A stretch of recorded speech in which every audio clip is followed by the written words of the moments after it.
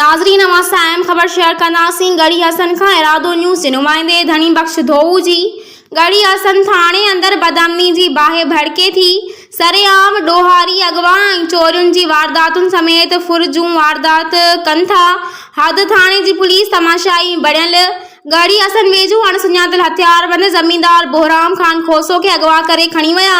RD 52 थाणे जी हद ॻोठ प्यारो खान खोसो में अणसुञातल हथियारबंद ओताक में निंड सुतल ज़मींदार बोहराम खान खोसो खे अगवा करे खणी फरार थी विया आहिनि।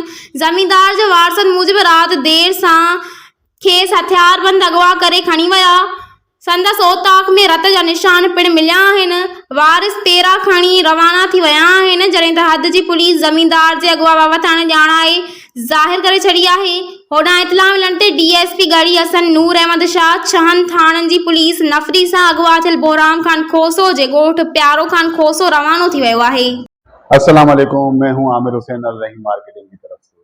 फरहान अली वारिस सिटी जो कि सेफ एंड सिक्योर प्रोजेक्ट है और तमाम इदारों से मंजूर शुदा है, प्री लॉन्चिंग के बाद अब करने जा रहे हैं अपने प्रोजेक्ट को लॉन्च। प्री लॉन्चिंग रेट्स जो कि 180 गज का प्लॉट 3,36,000 का था और उसकी इंस्टॉलमेंट थी 5,600 और अब करने जा रहा है इसको 5 लाख पे। और इसी तरीके से 120 गज का प्लॉट जो था वो 5 लाख का था, जो कि अब होने जा रहा है 8 लाख का और उसकी इंस्टॉलमेंट रेट थे 8,500।